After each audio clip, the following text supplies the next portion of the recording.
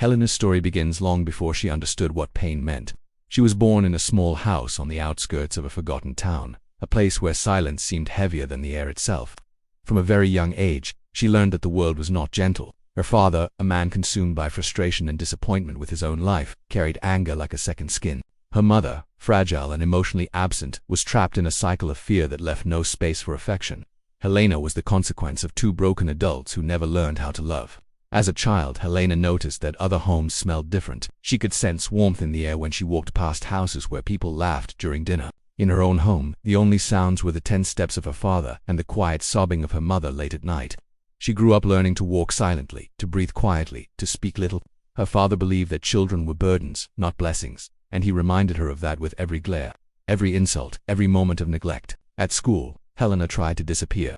She sat in the back of the classroom, hiding behind her messy hair, praying the teacher wouldn't call her name. Whenever she wrote something good, she didn't show it. Whenever she drew something beautiful, she hid it in her notebook. She didn't want praise, because praise might lead someone to look closer, and looking closer might bring questions she didn't know how to answer. She had already learned that the safest child was the invisible one. By the age of 9, Helena understood hunger better than most adults ever would. She learned to eat slowly, to make every bite last longer, because the next meal was never guaranteed. She learned to wash her own clothes because no one else would do it. She learned to comfort herself because no arms ever opened for her. But even through all of that, she carried a small, quiet hope tucked deep inside her heart.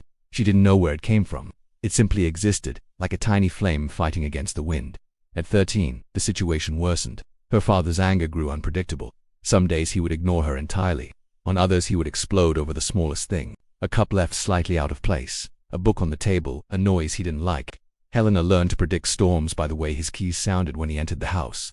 She could tell if he was in a good or bad mood by the weight of his footsteps. Her mother, meanwhile, sank deeper into silence, as if her soul had given up trying to exist. Helena felt like the only person in that house who still cared about breathing. The emotional wounds carved themselves into Helena's growing body. She questioned her worth daily, wondering why she wasn't enough to deserve even a small piece of love. She watched other girls walking hand in hand with their parents after school, and something inside her collapsed a little each time. But she never cried in public. Her tears were reserved for the darkest corners of her room, where no one could see, judge, or tell her to stop being dramatic. When Helena turned 15, she found an old library 2 streets away from her school. It became her sanctuary. The dusty smell of forgotten books felt safer than her own home. She began reading stories about worlds far from hers, places where people were kind, where mistakes didn't lead to punishment, where children were protected instead of feared. Every afternoon, she stayed in the library until the last possible minute, pretending she had homework or projects just so she could avoid going home. Books became her secret escape. Through them, she discovered the idea of resilience, a word she didn't fully understand yet but felt drawn to. Even though the world had been cruel to her, Helena never lost her ability to dream. She dreamed of having her own room one day, somewhere warm and peaceful. She dreamed of becoming someone her younger self would be proud of. She dreamed of leaving that house and never returning.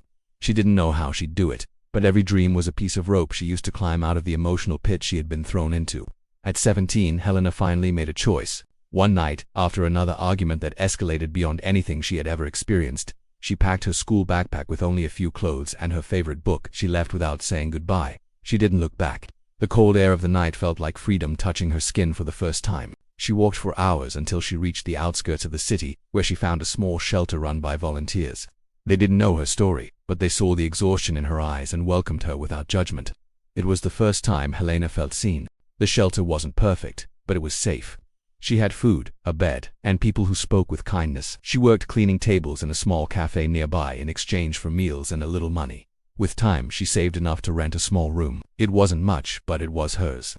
A place where she controlled the noise, the light, and the peace. A place where she learned how to exist without fear. Helena decided to go back to school and finish her studies.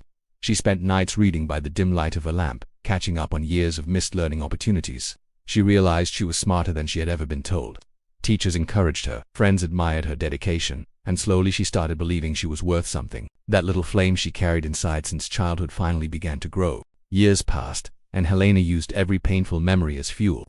She studied psychology in college because she wanted to understand people like her parents, broken and lost. She wanted to understand herself. More than anything, she wanted to help others escape the same emotional darkness she had grown up in.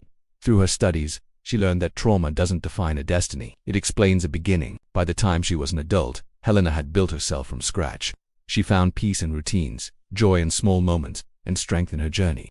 She eventually opened her own therapy office, a safe space for those who felt invisible. Her life became a testimony that surviving was not just possible but transformative. Helena never forgot where she came from. She carried her scars with quiet pride, because they were proof that she endured, and even though her parents never apologized, never sought forgiveness, and never changed, she found closure within herself. She learned to forgive not because they deserved it, but because she deserved peace. Her story became a story of survival, courage, and rebirth. She turned pain into purpose and darkness into light, and every time she helped someone find hope, she honored the little girl she once was, the girl who believed, even in the worst moments, that life could change.